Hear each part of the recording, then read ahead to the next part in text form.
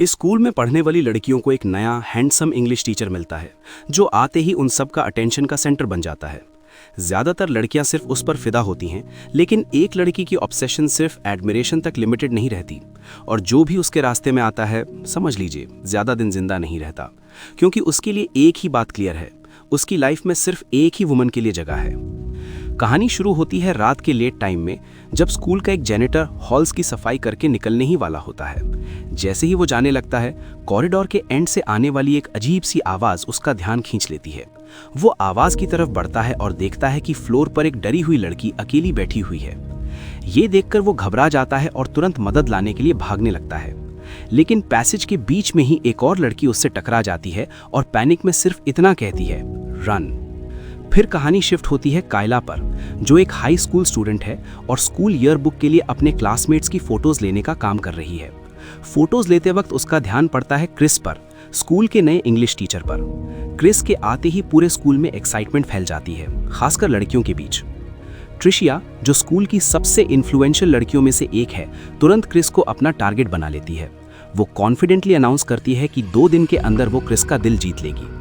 Chris की पहली class ही students पर गहरा इंप्रेशन छोड़ जाती है। उसका चार्म ऑलमोस्ट सारी फीमेल स्टूडेंट्स को अट्रैक्ट कर लेता है और वो तुरंत उनका सेंटर ऑफ अटेंशन बन जाता है।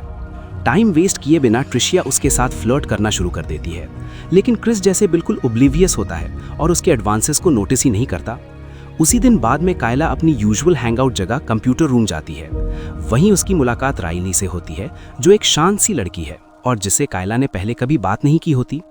इंट्रोडक्शन के दौरान राइली बताती है कि क्रिस उसका फादर है। ये सुनते ही कायला को क्रिस के और करीब जाने का एक मौका दिखता है। वो तुरंत सजेस्ट करती है कि दोनों राइली के घर पर एक स्टडी सेशन रखें। राइली के घर पर कायला की फैसिनेशन और गहरी हो जाती है। वो क्रिस के बारे में फैंटेसाइज करने लगती है, उसके ख्यालों में खो जाती है। उसी शाम कायला देखती है कि उसकी मदर डेट के लिए रेडी हो रही है और वॉल पर एक नया ड्रेस लटका हुआ है, ऐसा ड्रेस जो कायला ने कभी पहले उसे पहने हुए नहीं देखा होता। जब कायला पूछती है कि वो आदमी कौन है, तो उसकी मदर बस इतना कहती है कि अभी कुछ सीरियस नहीं है।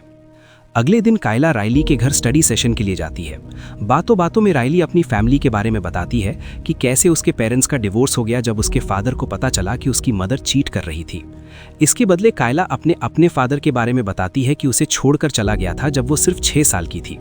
जब राइली बाथरूम जाने के लिए रूम से निकलती है, कायला इस मौके का फायदा उठाती है और चुपके से क्रिस के रूम में घुस जाती है। वहाँ वो उसकी बेडिंग्स को छूती है, उन्हें फील करती है। उसकी ऑब्सेशन अब क्लियरली डेंजरस लेवल पर पहुंच चुकी होती है। स्कूल में वापस ट्रिशिया क्रिस को इम्प्रेस करने की अपनी कोशिशों में लगी रहती है, लेकिन क्रिस अब भी उसके इंटेंशन से अनजान होता है। जब ट्रिशिया को लगता है कि उसके प्लान में दिक्कत आ सकती है, तो वो राइली से दोस्ती कर लेती है। कायला ये सब देख लेती है और तुरंत राइली को कन्फ्रंट करती है। वो उसे वार्न करती है कि ट्रिशिया डेंजरस है और पहले भी टीचर्स के साथ इनअप्रोप्रिएट रिलेशनशिप्स रख चुकी है। कायला बताती है कि पिछले साल ट्रिशिया का एक हिस्ट्री टीचर के साथ अफेयर था, जिसके बाद वो टीचर अचानक स्कूल छोड़कर चला गया था। कुछ दिन बाद कायला राइली को कॉल करती है और बातों के दौरान पता चलता है कि राइली का बर्थडे आने वाला है और वो जल्द ही 18 की हो जाएगी।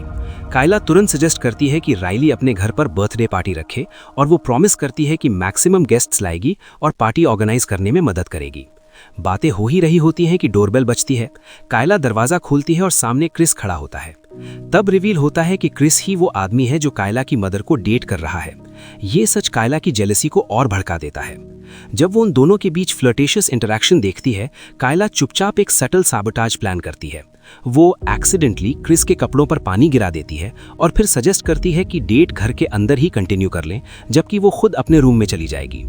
डिनर के दौरान भी कायला का फोकस सिर्फ क्रिस पर रहता है। जब वो अपनी मदर और क्रिस के बीच ओपन अफेक्शन नहीं झेल पाती, तो वो अपने रूम में चली जाती है। थोड़ी देर बाद कायला जोर से स्क्रीम करती है और नीचे भागती हुई आती है, कहती है कि कोई उसे विंडो से चेंज करते हुए देख रहा था। क्रिस चेक करता है, लेकिन कुछ नहीं मिलता। फिर भी कायला डर का ड्रामा करती रहती है और उन दोनों के बीच इंटीमेसी होने नहीं देती। बाद में बात करते हुए कायला को पता चलता है कि राइली ने उसकी वार्निंग इग्नोर कर दी है और अब भी ट्रिशिया से मिल रही है। अगली सुबह क्रिस कायला को स्कूल छोड़ने का ऑफर करता है। राइली का वेट करते हुए कायला सजेस्टिव बातें करने लगती है। कहती है वो इतनी बड़ी हो गई है कि अपनी मर्जी से कुछ भी कर सकती है। तभी राइली आ जाती है और क्रिस इस ऑकवर्ड सिचुएशन से बच जाता है। स्कूल पहुंचकर कायला फिर से राइली को कन्फ्रंट करती है और वार्न करती है कि ट्रिशिया सिर्फ उसके फादर तक पहुंचने के लिए उसे यूज कर रही है। लेकिन राइली जवाब देती है कि ट्रिशिया ने कायला के बारे में भी सेम बात कही थी और ये भी रिवील करती है कि प्रीवियस हिस्ट्री टीचर के साथ अफेयर ट्रिशिया का नहीं था। कायला इस बात को डिनाई करती है और उसकी हार्श रिएक्शन राइली को हर्ट कर देती है, जो वहां से चली जाती है। ब्रेक के दौरान कायला ट्रिशिया को कन्फ्रंट करती है और राइली से दूर रहने की वार्निंग देती है, लेकिन ट्रिशिया बिल्कुल भी नहीं डरती। उस रात कायला अपनी रिवीलिंग फोटोज लेती है। अगले दिन वो देखती है कि उसके लॉकर पर वही प्राइवेट फोटोज और क्रिस की पिक्चर्स चिपकी हैं। घबराकर वो क्रिस के पास जाती है, जो प्रॉमिस करता है कि कल्प्रिट को पकड़ने में मदद करेगा। इसी वक्त राइली उन दोनों को साथ देख लेती है और चुपचाप वहां से चली जाती है। बाद में कायला और राइली के बीच पैचअप होता है। कायला हिस्ट्री टीचर के अफेयर को एक्सेप्ट करती है और राइली को अपनी बेस्ट फ्रेंड बताती है। कुछ दिन बाद जब कायला की मदर फिर से क्रिस के साथ डेट के लिए रेडी हो रही होती है, कायला उसका फोन चेक करती है और ट्रिशिया के नाम से आने वाले सजेस्टिव मैसेजेस देख लेती है। ये मैसेजेस पढ़कर उसकी मदर क्रिस पर गुस्सा हो जाती है और उसे स्टूडेंट्स का फायदा उठाने का एक्यूजेशन लगाती है। रिलेशनशिप तुरंत खत्म हो जाता है और क्रिस को घर छोड़ने के लिए कह दिया जाता है। अपने रूम से ये सब सुन रही कायला अपनी मदर को बोलती है कि वो खुश है कि उसने टफ डिसीजन लिया। फिर वो बाहर जाकर क्रिस के ट्रक के पास जाती है। अंदर बैठते ही वो उसे सटली सिड्यूस करती है, किस करती है और फोर्स करती है। आखिरकार क्रिस गिव इन कर जाता है। तब रिवील होता है कि ये सब कायला का प्लान था। अनोनिमस मैसेजेस ट्रिशिया बनकर उसी ने भेजे थे। अगले दिन स्कूल में क्रिस डिस्ट्रैक्टेड रहता है। ट्रिशिया फिर से फ्लर्ट करने की कोशिश करती है, लेकिन तभी पुलिस क्लास में आकर ट्रिशिया को अरेस्ट कर लेती है और उसके लॉकर से वही फोन और कायला की फोटोज मिलती है। शाम को राइली की बर्थडे पार्टी होती है। कायला गिफ्ट लाती है और फिर क्रिस के रूम में जाकर उसे दोबारा सिड्यूस करती है। क्रिस रेजिस्ट करता है, लेकिन फिर गिव इन कर जाता है। तभी राइली रूम में आ जाती है और दोनों को बेड पर देख लेती है। शॉक्ड होकर वो भाग जाती है। क्रिस उसके पीछे जाने लगता है, लेकिन कायला रोककर झूठ बोलती है कि राइली अल्कोहलिक है। क्रिस ये बात नहीं मानता और राइली को ढूंढने निकल जाता है। अगली सुबह राइली कायला की मदर को सब सच बता देती है।